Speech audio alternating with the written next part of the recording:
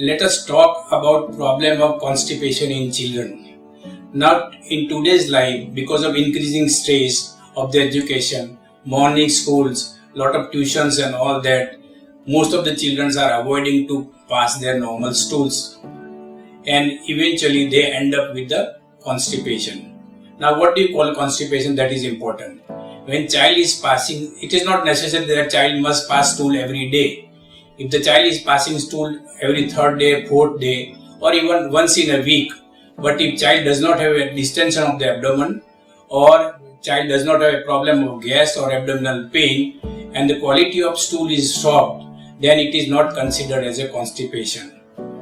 As against to these, when child is having lot of pain in passing stool, the stool is very hard, and child cannot pass stool while sitting down, and many times they pass stool in standing position. In these cases, we call these as a chronic constipations. Many times these patients keeps on moving from one doctor to another doctor and various medicine has been tried. Now basic principle of this problem is when stool comes to the large intestine, it absorbs water from the stool and makes it hard. Now if these stools remains in the large intestine for longer time, the large intestine continues to absorb water from the stool and makes it hard and hard and hard. And if this process continues, the whole large intestine is filled up with the hard rocks, like a metal. And when these hard rocks has to come out of the anal canal, it produces lot of pain in a child. Many times it causes little bleeding also. And because of this pain, child avoids to go to toilet and pass stools. In these cases, the problem of constipation keeps on increasing.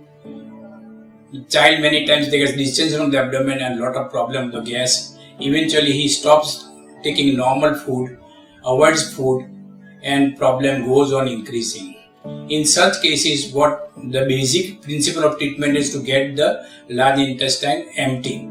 And that we do with the help of enemas and some oral medications. And this process has to be continued for 3 to 6 months. And once the colon is empty, gradually the reflex of normal defecation starts and the problem of constipation can be resolved. As opposed to these, there is one condition known as Hirschsprung disease. In Hirschsprung disease, this is a congenital problem. And in these cases, the terminal part of the large intestine is devoid of nerve ganglions. And these absent nerve ganglions does not allow the normal stool to come out from the anal canal. In these cases, the child invariably gets problem right from his first day of his life. He starts getting distension of the abdomen and he passes only stool with some enema or some suppository or some putting finger into the rectum. In these cases, we confirm the diagnosis with the help of barium enema and later on with rectal biopsy. Once the diagnosis of Hirschsprung disease is confirmed, means there is absence of nerve tissue into the colon, we have to remove this as a definitive treatment. In earlier days, we used to do 3-stage operation. We used to do bypass operation on the abdomen, making a colostomy, and child continues to pass stool from this opening. And when child grows up to 6 to 12 months, we used to do excision of that neurologically defective colon and join the normal colon to the anal canal. And as a last stage, we used to close the colostomy. With the help of laparoscopy, nowadays this operation is done in a single stage and there is no need for doing bypass operation on the abdomen. So that has become more popular and recently this treatment has become very popular.